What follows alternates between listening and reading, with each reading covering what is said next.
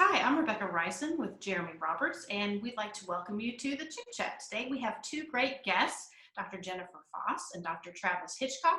Let me tell you about our special guests. Dr. Jenn Fos is the Assistant Director for Retention and an academic advisor serving students majoring in accounting in the Center for Student Success and First Year Experience.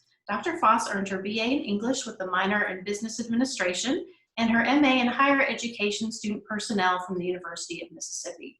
She also completed the Paralegal Studies Certificate Program in 2004. She completed her Ph.D. in Higher Education in the spring of 2019. Jenn is an active member in the National Academic Advising Association, Mississippi Advisors Meeting, National Association of Student Personnel Administrators, Center for Student Retention Data Exchange, and the coordinator for the Freshman Attendance-Based Initiative, which is a retention program targeting the attendance habits of students in 100 and 200 level courses. She also teaches a section of the Freshman Year Experience course for freshmen each fall and coordinates summer orientation advising for the campus. Dr. Travis Hitchcock is the Assistant Director of Advising and an academic advisor for freshmen in the School of Engineering. He also teaches EDHE 105, Freshman Year Experience, and EDLD 201, Career Decision Making. Born and raised in Oxford, Travis attended the University of Mississippi and earned a BS in Human Development, an MA in Higher Education Student Personnel, and a Ph.D. in Higher Education. Travis's area of expertise and research interests lie within the field of career development and its impact on student retention. He is also a member of the National Academic Advising Association and of the National Career Development Association. Welcome to the show. Good to see you both. How are you doing? Doing good. Good. Thanks for joining us today. We're excited to get to talk to you. Yeah. So one of the first questions that we like to ask is getting to know you a little bit more of how did y'all get involved in higher education? What made you want to go, this is what I want to do? You want to go first, Jennifer? Sure. I think I always in classes thought people had that figured out from the get-go. I fell into it. I'll be honest. I got a job first on campus as a secretary and started helping students that direction, and had a professor in my English program tell me, you know, there's a degree in that. You can get a master's degree in higher education. And I had no idea that that was a thing or a field or anything. And I started researching it and I was like, this is what I want to do. Mm-hmm. And I want to do advising. So I fell into it by happenstance, just working in an academic department and helping students. Yeah, with me, I went a totally different direction. I was with the Oxford Police Department, and I was hired full-time there. And shortly after being hired, I realized that, you know, that this wasn't matching the things that I wanted in a career. And to be frank, I opened up the catalog, the graduate catalog, and I was just looking for things that I could get a master's degree in. And I said, what's this higher ed thing? And I realized that I could get paid to work on campus and work with college students. I thought that sounded fun. So I said, I'll apply to the program, and that's how I kind of got into it. Just like Jennifer, I guess you say, I kind of fell into it. I started out in orientation as a graduate student, and in working in orientation, I started working with advisors, and I got to see what it did, and that became kind of my specialized area of interest during grad school. So it was all kind of happenstance. Okay. So what does like a typical workday look like for you both, working at the Center for Student Success? The work here is real cyclical. We have busy times and we got slower times, but you know, a typical workday, you know, during our more steady, you know, part of the year would be advising, you know, pretty much all day. We take 20-minute appointments with students. And you know, every 20 minutes we see a new student. You know, I like to say that we see more students one-on-one than just about anybody on campus. We have about 3,000 students come through our door each semester. So there's 9 advisors. So I mean, we see a lot of students every day. I mean, same. I advise, but I also, with my role with retention, I run a lot of reports for a lot of people and fit those in between students. And, you know, during the fall, we all teach. So we all have teaching obligations there. And during the spring, I think a lot of the advisors also teach various things. So we're always doing a lot of different things. They usually require student contact though. So whatever we're doing is usually directly impacting students. So with the Center for Student Success, we're under that umbrella with advising, retention, veterans, first year experience, and academic support. But how did advising on campus, especially with the Center for Student Success, become more of a centralized hub to what we now know? We just had orientation. Y'all been busy for the past month. How did we become the end all for academic advising for freshmen for the most part? You want to take it? I mean, I think the goal is always to have like a centralized hub that freshmen can go to for any question. And it started out with that idea, and I think they've been working on that as far back as 2000. Dr. Charlie Gates was the first director of academic support, and I mean, he was pushing that as far back as then, and it probably was even before that, but that's the first I know about it. You know, we worked with the School of Applied Sciences first and just said, hey, you guys need extra advisors. You know, we would love to help. Let us take your freshmen as kind of an experiment, and retention went up because freshmen had a hub that they could go to for anything.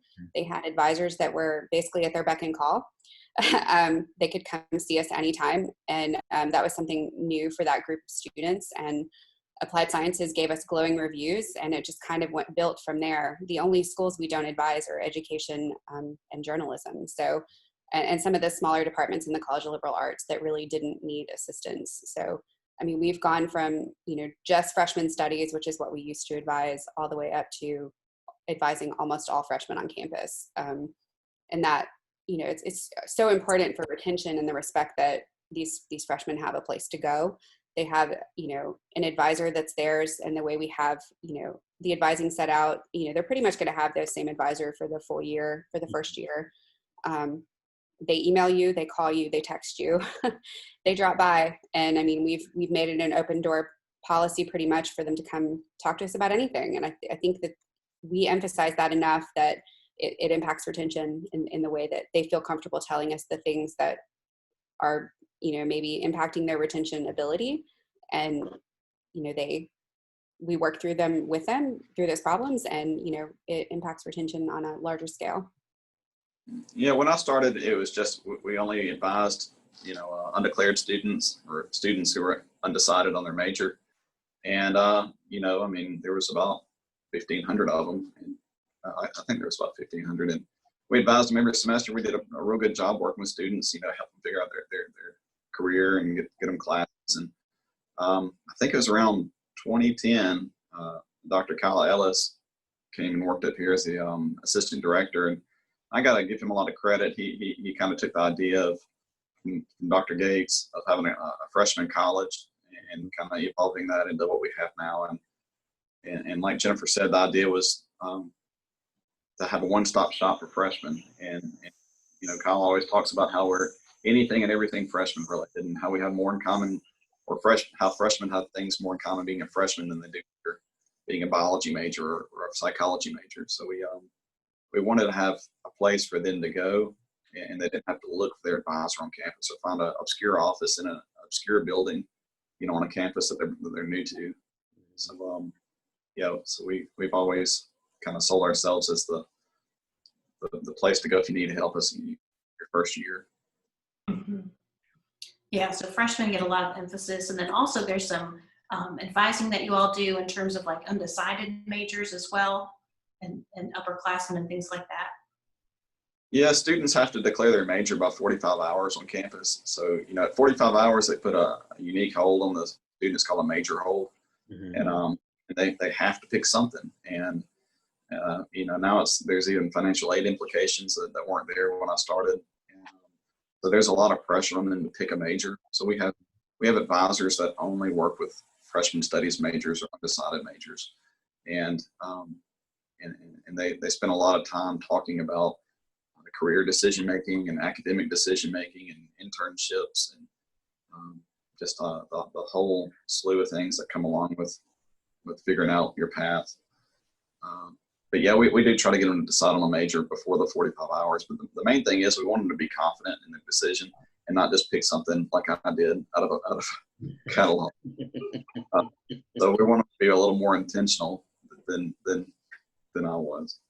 Oh, well, that's and in terms of retention, I know we've kind of talked a little bit about retention so far, but for those who may be watching or listening, do you mind talking a little bit about what retention is? Because I know that's a huge thing at all universities, but how do you play a part in retention, and what retention really is all about? So universities retain and students persist. Mhm. So from the university perspective, we're working with students trying to help them stay from year to year. For retention purposes, we're looking at a freshman cohort, which is the first time full-time that begin in the fall semester of any year. So right now we're still working with the 2019 cohort, and we are also helping advise and orient the incoming 2020 cohort. So we have two cohorts working right now. And those are used for retention and for graduation purposes. So they follow those cohorts all the way through to graduation, whether it's 4-year or 6-year graduation. With regard to, I think you asked about advising role in retention, or just our role in retention. Mm-hmm. The academic advisors play a pivotal role because they tend to be the one steady academic person in the student's life for their freshman year, especially. Sometimes they're the first person they've ever talked to about anything as far as academics or career readiness or anything like that. But they tend to, that even though we only have 20-minute appointments, students are encouraged to come back. And the ones that need the most help tend to come back a lot, whether it's over email or phone, like I said, text, extra visits. But our advisors get to know them. Advising isn't prescriptive, so we're not just handing them a set of classes. We are talking to them about how things are going. How are you settling in? Are you getting involved? How's your roommate situation? How's your family at home? Have you been home yet? We ask all these pivotal questions to see where they are, socially and academically, so that we can, get them in the best space to move forward for the next semester and the next semester and beyond into, graduation, so that they can be successful. So retention is just that. It's retaining a student from the first fall to the second fall and beyond. We don't often, see what happens at the other end. We see the graduation rates, but the retention rate is something we hold near and dear because we work with all of these freshmen. Last year we had a record high of 86.8% of our freshmen, and we have a pretty much open admissions policy. So that's incredible to think that almost 87% of our freshmen came back for the second year. Yeah, and just to kind of bounce off that, the goal of the university is to get the students a diploma. We can get over that freshman hump, that first year, with all the changes of being a high school student, now you're college. There's a lot going on that can distract the student from persisting to the next year. So our office, focuses on that first year and getting them through that hump. So that they can become upperclassmen. And usually by the time they get to be sophomores or juniors or seniors, they kind of know their way around campus, and they know how to study, and they know where the tutoring is and all the academic support services, and they're more likely to persist. So that's why we do focus on first year. But our advisors, we help a lot with that because we're the one person on campus that they have to talk to. Mm-hmm. They can't avoid us. There's advisor holds on every student every semester.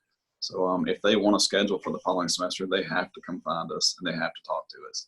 And I can't think of anybody else at the university where that's the case. So we do, like Jennifer said, even if it's only for 20 minutes, we do get to meet just about all the freshman class, except for the ones that we don't partner with, pharmacy, journalism, education.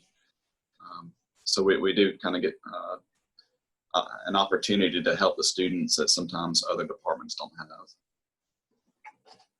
Okay. So what are some changes that y'all have seen over the past few years with the Center for Student Success growing? Y'all have been with the center for a while.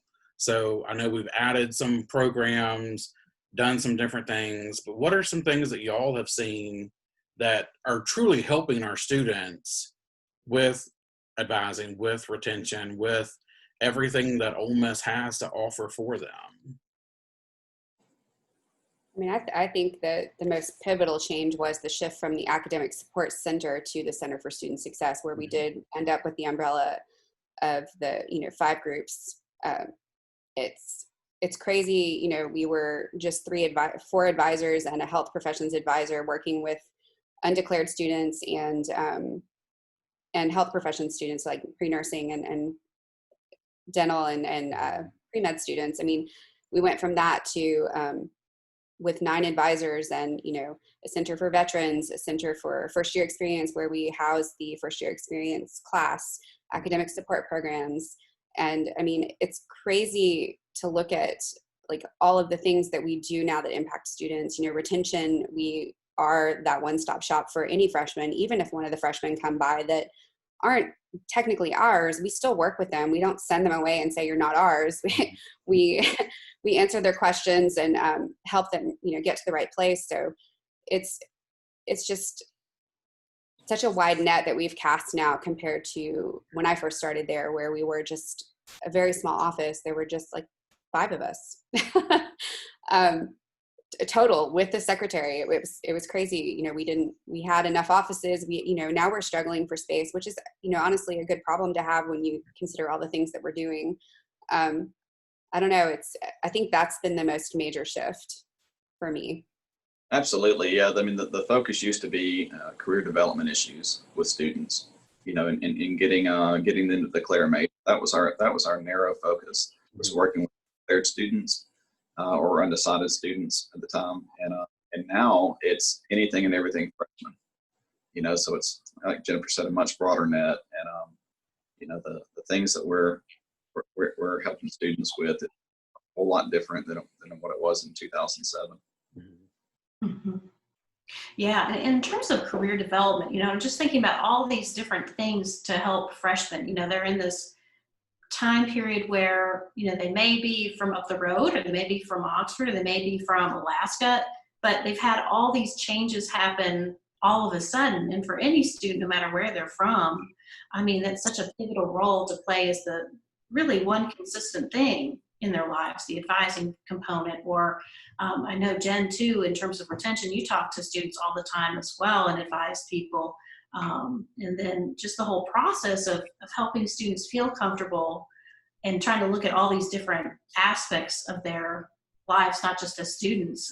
The holistic approach has helped so many over time. And I know one of those key components is, of course, career development, choosing classes that are going to be sparking an interest or going towards their major. I would imagine a lot of times you'd see folks that are like, okay, I'm starting off as biology or whatever the class is or major is, but now I'm finding I'm not quite as interested in that topic anymore.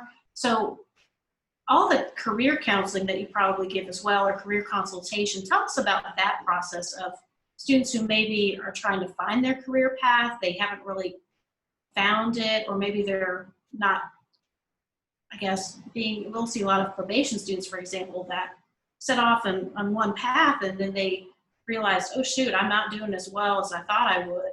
What kind of conversations do you have, I guess, for students who are kind of unsure about what they should do?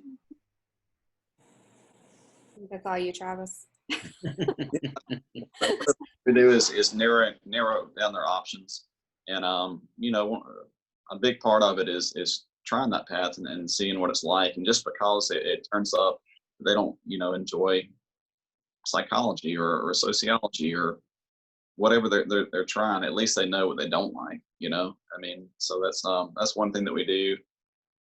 I go through the majors, the list of majors, and we cross off all the things that doesn't sound interesting, or sometimes we look at where their highest grades are. I call it an academic autopsy. Where are they making their A's and B's? Instead of focusing on the D's and F's, where are they making their A's and B's, or in some cases C's? So sometimes it's just about what they find. Sometimes I say, what classes don't put you to sleep? What's keeping you awake? And that sometimes helps. We talk a lot about passions, but if you ask a freshman, what are you passionate about? They'll say Fortnite, or they'll say, video games. They don't know. They don't know what their passions are. So sometimes it's a matter of helping them find what they're passionate about. So sometimes you just can't ask an 18-year-old, what do you want to do with the rest of your life? they have to discover it. It's a process, and that's what we do. We help with that process of helping them figure out what they're interested in.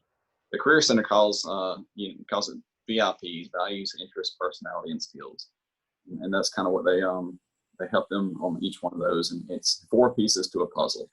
So I mean, you can't just figure out what you're interested in. I tell students the worst advice you can get is to do something that makes you happy. Everybody wants to do that. What does that even mean? Do something that makes you happy. Do something that fulfills your values. Do something that you find interesting. Do something that matches your personality. Do something that you're good at. So those are kind of the 4 areas that we kind of hit in a 20-minute conversation. I would agree with Travis. I think one of my favorite things to do is pull out the major sheet and have them cross out the things that they know they don't want to do. Maybe they, like you said, have discovered they're not a science person. So we go through and we cross out all the science things, and you can be like amazed as they watch the list dwindle and they're not stuck with, but what's left is maybe things that are more of interest to them, but at least the list is smaller, because when you have nearly 180 majors, that can be quite daunting. So just having honest conversations with them, it's not expected that you know what to do with the rest of your life right this second. And so many people don't get careers in their major. I mean, I have an English degree. Travis has human performance or human development. I mean, he's not really using that either. We're not using our degrees we used our degrees to further what we could do later. Our degrees got us into grad school. And, having those conversations with students, they don't realize that they can, have a liberal arts degree and go to school of education for, a graduate degree. They think that they have to match. And, it's a good opener for a conversation where you don't have to go to grad school, but B, if you want to, do the history degree because you love it and get that 4.0, get that 3.9, whatever GPA to get you to grad school to do something that you want to do with your life. It gives them more time. It buys them time to kind of experience life, because you can't dump out the puzzle box and have the puzzle put together. It's just not how that works. You've got to do it a piece at a time. Yeah, and so many students and their parents want career development to be linear. They want it to be, if I do the college thing, then I get the career thing. And they want it to be a straight line, and that's just not how career development works for most people. Some people it does. Some people wanted to be a physician in 6th grade, and they're going to be a physician when they're, get out of grad school. And it's very linear for them, but that's just not the case for most people. Most people, the development process is going to look like a ball of Christmas lights. It's going to be all filled up and convoluted and random. And lights don't work. Most of us don't end up in a career that matches, like Jennifer says, our major. It's not that clean. And that's why we emphasize internships. People ask me all the time, I say, what didn't put you to sleep in class? Oh, I love history. Let's be a history major. Well, what can I do with that? I don't want to teach. Well, don't teach. Well, what can I do with a history degree? Where are you going to get your internship? So we focus on the internship. We focus on part-time jobs. We focus on, volunteer work, that experience, because I've never hired anybody because of what degree they have. Me personally, I've never hired somebody because they went to X school and got X degree. It's all about, where did you get your experience, and what does that experience look like? And talking about graduate school, both of you have your doctorates. So when you were working on that, the research that you had to do, was any of that tied to what you do now? So advising or retention or working with students, or did you take a break and focus on something completely different? Mine was based on a course I teach in the spring, EDLE 201, career decision making, and how it affects student retention. So it was pretty much exactly what I do, or was doing at least. Mine was more about admissions and how, whether or not different factors played into when a student applied to the university. And I did use Ole Miss as my focus, but I did that separately from retention. I did want to do retention, but I didn't do that because I run a lot of reports with our system, and I didn't want anyone to say, well, she got the data from the wrong location or the wrong process. I didn't want anyone to be questioning any of that. So I went ahead and did something related, because we do work with orientation, and we've seen trends with when students apply for orientation. So I kind of took it a little bit different and wanted to see if there were trends in when students apply to the university and whether or not they were accepted. So Yeah, and I'm just thinking too, we've talked a lot about students, and parents sometimes have a lot of questions. We'll get a lot of parent phone calls and academic support. So I can imagine you guys get lots of parent phone calls. This is the family process of having a student go through their college education. Everyone's kind of involved. Do you have any advice for parents, just in general? I think the thing that breaks my heart the most when I talk to students is when a student says that they're doing X major because mom and dad want them to. Mm-hmm. I mean, I think my biggest advice to parents would be, remember that you had your chance and you had your degree potentially, or you had your opportunity to go through college, or whatever your experience is, that your child has to experience it as well. And they should be kind of allowed to do that. Not, I get somebody maybe writing the check for it, they want something out of it, but there needs to be a process. Like Travis said, when you're going through picking your major, it's not linear. The whole process isn't linear, and the student needs to be able to experience that for themselves. I think it's really easy for us to sit back and say, well, I did that and it didn't work out, or I did X and it worked out great. I mean, X might not be for that student, or what your life looks like isn't for that student necessarily. So I would caution them to let the reins loose a bit. Let the student experience some things on their own, and let them make mistakes, because I'll always say that I learned more from any mistake or any F I ever made than I did from any A or any good experience that I had. Yeah, I mean, I definitely think parents have a good role to play in the career development process. I always ask, the students I'm working with, what do your parents think you're good at? What are your parents' advice? What do your parents think you should do? Because, I mean, if we're being honest, theoretically, they should know that kid better than anybody else on the planet. They've, raised them and from, putting a bottle in their mouth to watching them walk across the stage at high school graduation. So, I mean, they should have a pretty decent idea of their strengths and weaknesses. So I do think that the parents have a part to play, and I do value their insight with their student.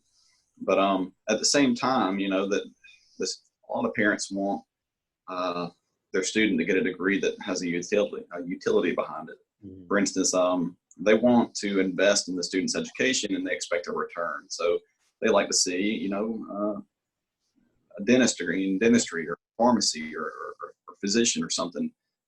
Sometimes parents get kind of disheartened, when their student majors in classics, because they're going to say, what are you going to do with that? And I get it. They're investing all this money. What are you going to do with a classics degree? But you know what? My neighbor majored in classics, and he's an attorney. So it's not about what you get your major in. Sometimes, sometimes it's about you get your major in what you want to do, and then you get your internship in what you want to, or you get your major in what you want to learn, and your internship in what you want to do. And that's skills. Yeah, sometimes when I'm working with parents, I get them to focus on that internship angle. It's not always about the major. Sometimes it's about the experience. And on the student side, we work with students who struggle academically. What advice do y'all give, especially when you're doing advising in the middle of the semester and you have a student that comes in and says, I'm really, really struggling. I need help with XYZ. Or maybe they don't tell you they need help with that, and you look at their midterm grades and you start to have that conversation with them. What's some advice? What are some resources that students should know about that we have here on campus that could benefit them? Well, I always point them your direction. Yeah. To the academic skills workshops, the one-on-one counseling, like consultations. I mean, depending on what their need is.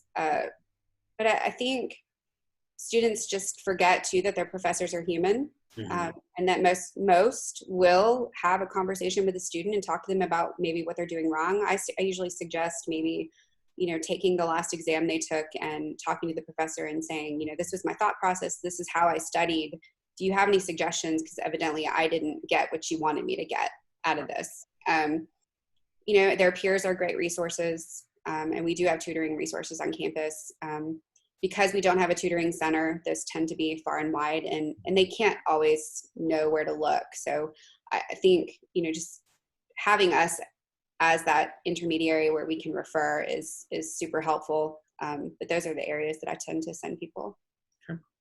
Yeah, when I'm working with the students, maybe they're not doing well at midterms, I always ask them, tell me about these D's and F's.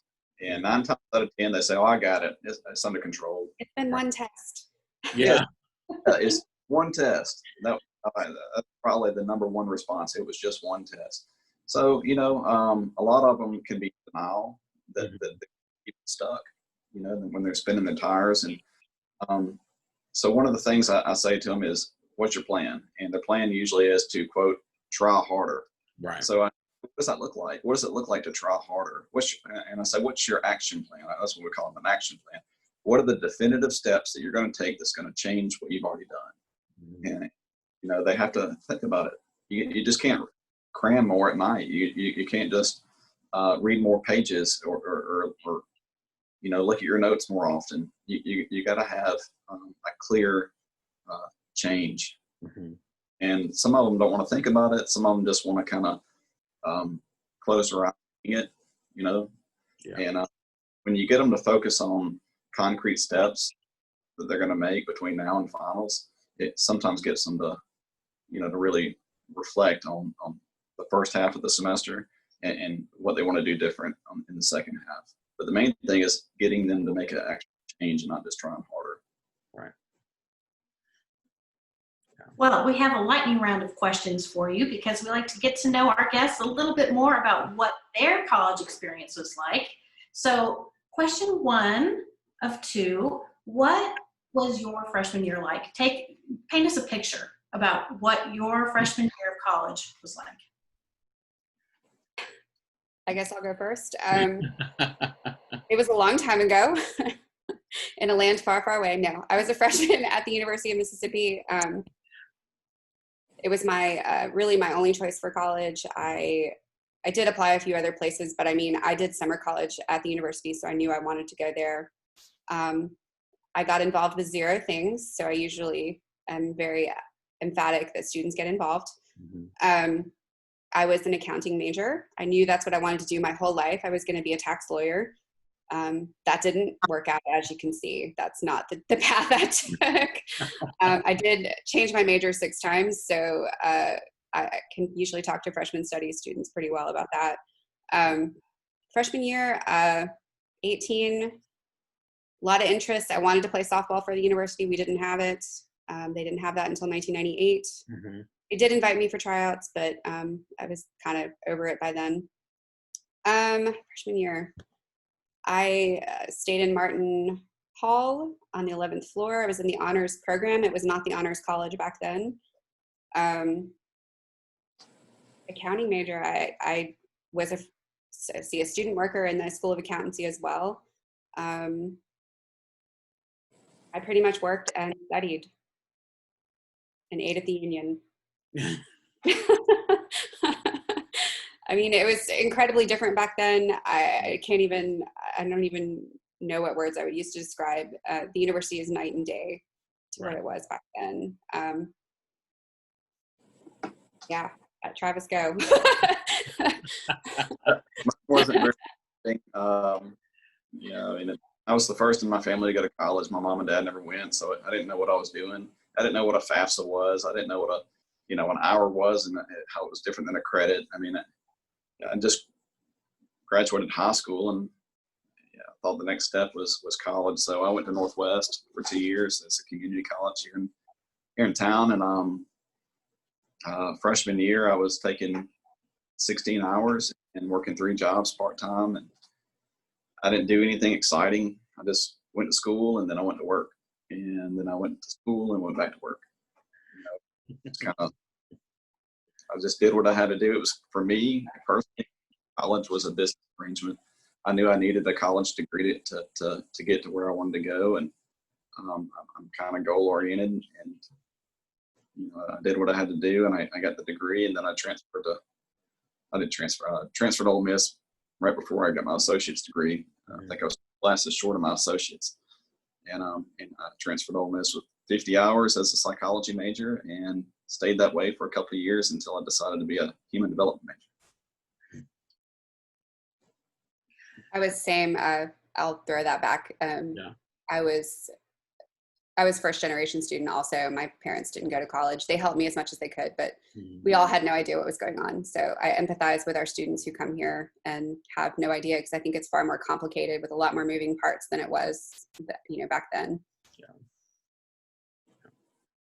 So who would y'all say is a mentor or was a mentor for you during your career development?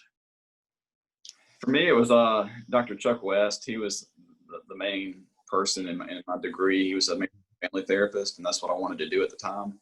And he and I were pretty much complete opposites on everything. We had opposite opinions about everything, and it was wonderful. I learned I probably have from anybody in any of my career development from him. Mhm. And we would discuss things in class, and we would after class continue the discussion. And it was interesting times talking to him, and real smart guy, and learned a lot from him. Mine was probably Dr. Charlie Gates. I worked in the music department as a secretary when I first started working on campus, and I hadn't finished my undergrad degree. And I remember, as I said earlier, I was working with students and kind of advising them. They would get advised by their faculty member and then come see me and say, "Is this right?" It was kind of gratifying, that they were coming from Ph.D. professors who should know what's going on to the secretary and saying, "Hey, is this right?" So I remember sitting down with him one day to help him with something with SAP, and I just asked him, how does one become an advisor in the academic support center? And he goes, "You need a master's degree." And I was like, "Oh, okay." I hadn't finished my undergrad yet, so thinking about master's degrees was kind of far-fetched, but I kept that in, kind of tucked in the back of my mind. And a few years later, he actually became the chair of the music department, and he really pushed me harder to help students. He started letting me advise at orientation, like for transfer students coming into the music department.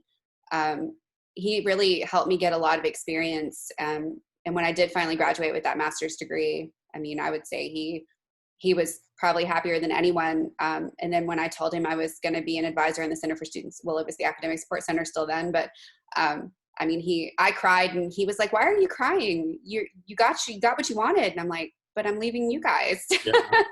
It was kind of, double-edged sword. He pushed me hard enough to make that happen. I don't know if he remembered me asking him about that, in like 2001, but I never became an advisor there until 2008. So it was a long time coming, but I would say he pushed me harder than anyone. Wow. Well, we sure do appreciate you guys sharing. You both have inspirational stories, and working with you, we know you impact students in a positive way in their families every day. So thank you for all of your hard work and your contributions. Is there anything else you wanted to discuss? Anything else you wanted to final words for now? everything. I do better with prompts. I'm sorry.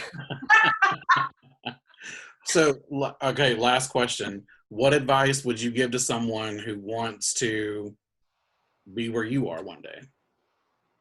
It's a good question. Yeah. This is the on-the-spot question. Yep. I would say get experience working on campus, because you want to be an advisor, you need to work in an advising office in some capacity or have some kind of connection, helping students. So, like I think I said earlier, we've never, that I remember, hired anybody because of their degree. Mm-hmm. We've all because of their experience. So I think who is it? The Freemasons. They say if you want to be one, ask one. It's kind of that way in advising or higher ed. And I would say too, like make sure that experience is direct with students, and that can be so incredibly hard to get. But I wouldn't have gotten it if it hadn't been for someone pushing me, right, or pushing me outside of the boundaries of my job. I think having any experience. I remember going through the master's classes, and everybody wanted to work in housing or orientation. No one said academic advising. I think Travis and I were the only ones saying academic advising. They're really it's really such a small field, but making sure that you have a passion for what you do, because that is so important when you're working with other people's dreams and other people's passions. You need to be able to be passionate about what you do so that that reflects. Because if you're not excited about it, then your students are not going to find you inspiring, and you need them to be inspired. Yeah. Well, thanks to you both for joining us today. And thanks to everyone for watching and listening. You can find us on Facebook, Pinterest, Instagram, and a bunch of other places, social media wise. And so we appreciate you joining us. And thanks again for, Dr. Fos and Dr. Hitchcock. We appreciate it. Thank you. Thanks. Bye, guys.